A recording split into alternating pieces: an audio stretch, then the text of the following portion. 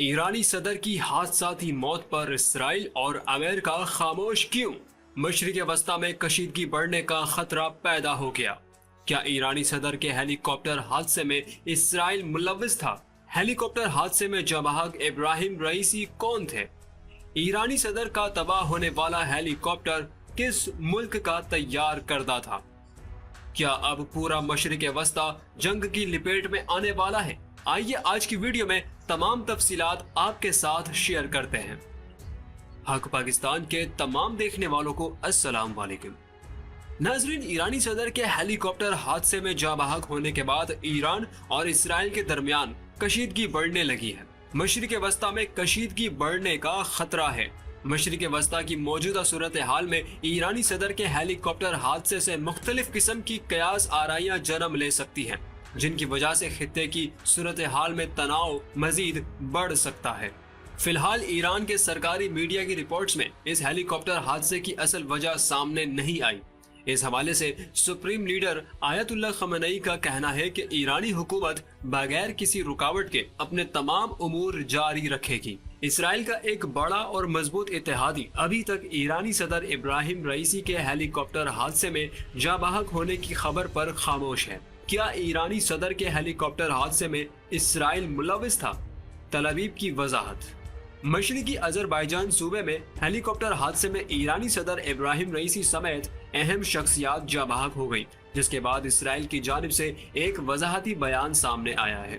Israel की जानिब से बयान ऐसे वक्त पर सामने आया है जब सोशल मीडिया पर खबरें ज़ेरे गर्दिश हैं कि ईरानी सदर के हेलीकॉप्टर के तबाह होने में इसराइली खुफिया एजेंसी मोसाद का हाथ है। गैर मुल्की खबर रसा इदारे राइटर्स ने एक इसराइली ओहदेदार के हवाले से रिपोर्ट किया, जिसमें कहा गया कि तल अवीव ईरानी सदर इब्राहिम रईसी की हलाकत के जिम्मेदार नहीं है और वो हेलीकॉप्टर के हादसे में मुलव्विस नहीं है। नाजरीन, याद रहे कि इसराइल ने गुज़िश्ता बरस दिसंबर में एक फिजाई हमला करके सीनियर ईरानी कमांडर को हलाक कर दिया था और ईरान ने बदला लेने की ठान ली थी। ईरानी सदर इब्राहिम रईसी के वजीर खारजा हुसैन अमीर अब्दुल अल हयान के हमरा हेलीकॉप्टर हादसे में जाँ बहक होने के बाद एक इसराइली अहलकार की जानिब से इस जानलेवा हादसे में इसराइल के किसी भी किरदार को खारिज अज इम्कान करार दिया है। अलबत्ता इसराइल ने इस वाक़े की तस्दीक करते हुए अभी कोई रस्मी ताज़ियती बयान जारी नहीं किया है। बरतानवी खबर रसा एजेंसी के नाम जाहिर न करने की शर्त पर इसराइली अहलकार के हवाले से बताया है कि इस हादसे में इसराइल का कोई हाथ नहीं है। ईरानी मीडिया के मुताबिक हादसे की वजह बारिश और शदीद धुंध को करार दिया गया है। ईरानी सदर के हेलीकॉप्टर का मलबा पहाड़ी से मिला। परवाज के आधे घंटे बाद सदारती हेलीकॉप्टर का दीगर 2 हेलीकॉप्टर से राब्ता मुनक़ता हुआ। ईरानी सदर इब्राहिम रईसी जिस हेलीकॉप्टर में सफर कर रहे थे वो अमेरिका का तैयार करदा बेल 212 हेलीकॉप्टर था। बेल 212 हेलीकॉप्टर के बारे में कुछ हकायक ये हैं। बेल हेलीकॉप्टर, जिसे अब बेल टेक्सट्रॉन के नाम से जाना जाता है, इसने 1960 के दिहाई के आखिर में बेल 212 हेलीकॉप्टर तैयार किया था। ये UH-1 एरोक्स हेलीकॉप्टर का अपग्रेड वर्जन था जो खास तौर पर कैनेडियन फौज के लिए डिजाइन किया गया था। इस हेलीकॉप्टर के डिजाइन में एक के बजाय 2 टर्बो शाफ्ट इंजन इस्तेमाल किए गए थे, जिसकी मदद से ज्यादा अफराद इस हेलीकॉप्टर में सवार हो सकते हैं। अमेरिकी फौज के तरबियती दस्तावेजात के मुताबिक बेल 212 हेलीकॉप्टर 1971 में मुतारिफ कराया गया था और इसे अमेरिका और कनाडा ने भी इस्तेमाल किया। हेलीकॉप्टर का इस्तेमाल। इस मखसूस हेलीकॉप्टर में पायलट समेत 15 अफराद सवार हो सकते हैं। 19 मई को तबाह होने वाला ईरानी मॉडल सरकारी मुसाफिरों को एक जगह से दूसरी जगह ले जाने के लिए तरतीब दिया गया था। मुख्तलिफ यूरोपीय ममालिक की जानिब से पाबंदियों की वजह से ईरान को तैयारों के पुर्जों या नए तैयारों के हुसूल में कई चैलेंजेस का सामना था। हेलीकॉप्टर हादसे में जाँ बहक होने वाले ईरानी सदर इब्राहिम रईसी कौन है? हेलीकॉप्टर हादसे में जाँ बहक होने वाले इब्राहिम रईसी जून 2021 से इस्लामी जमहूरिया ईरान के सदर रहे। इनकी मुद्दत के दौरान ईरान को बहरान और तनाज़ात का सामना रहा है। इब्राहिम रईसी 1960 में शुमाल मशरिकी ईरान के शहर मशहद में पैदा हुए और इन्होंने 15 साल की उम्र में दीनी मदरसे में तालीम हासिल करना शुरू की। सिर्फ 20 साल की उम्र में इन्हें तेहरान बलमुकाबिल वाक़ शहर करच का प्रोसिक्यूटर जनरल नामजद किया गया था। इन्हें तेहरान में डिप्टी प्रोसिक्यूटर के तौर पर भी नामजद किया गया। उस वक्त वो सिर्फ 25 साल के थे।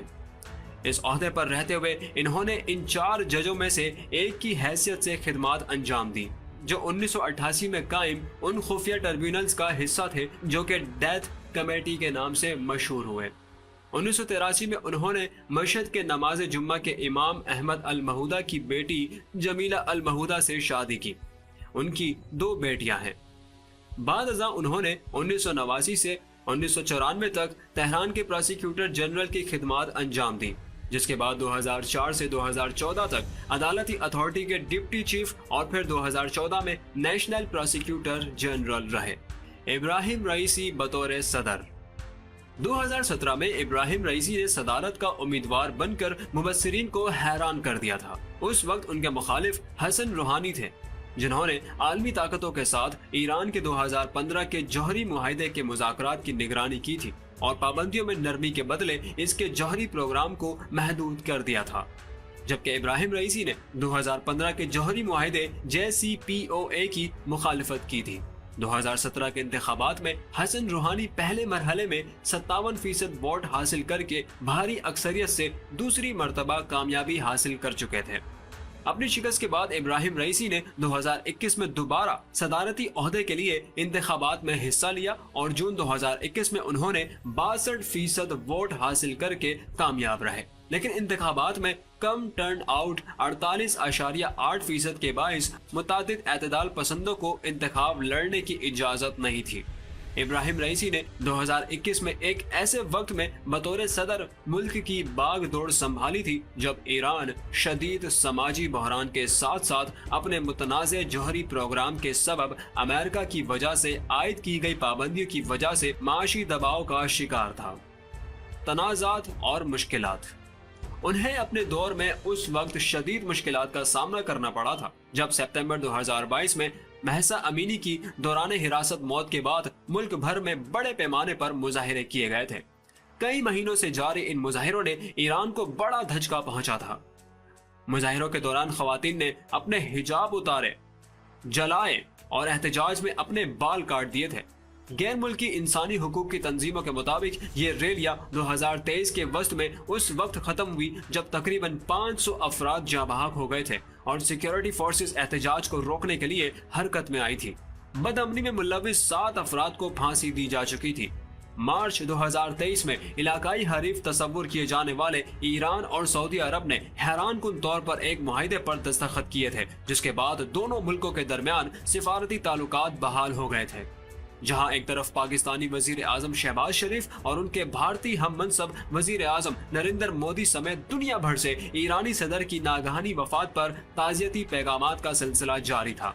ईरानी सदर इब्राहिम रईसी, जो मुल्क के सुप्रीम लीडर आयतुल्लाह खamenei के सख्त हामी हैं, जिन्होंने 1988 में हजारों अफराद को बड़े पैमाने पर फांसी देने में कलीदी किरदार अदा किया और बाद में ईरान के यूरेनियम को हथियारों के दर्जे तक की अफजूदगी की कोशिशों के दौरान रहनुमाई की। सदर रईसी की मीरास।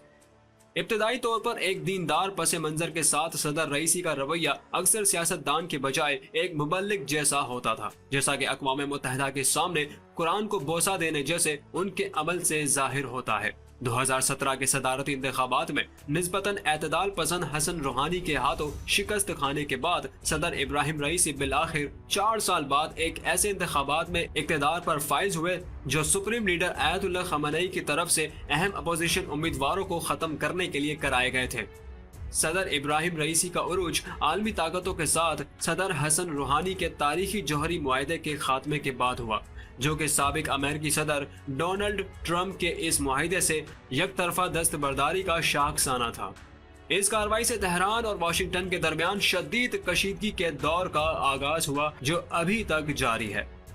हक पाकिस्तान की आज की वीडियो में इतना ही। मजीद इस तरह की मालूमाती वीडियोस के लिए चैनल को सब्सक्राइब कीजिए और बेल आइकन पर लाजमी क्लिक करें ताकि हर नई आने वाली वीडियो का नोटिफिकेशन आपको बर वक्त मिलता रहे। फिर हाजिर होंगे एक और नई वीडियो के साथ। तब तक अपना और अपने प्यारों का भरपूर ख्याल रखिए। अल्लाह हाफिज।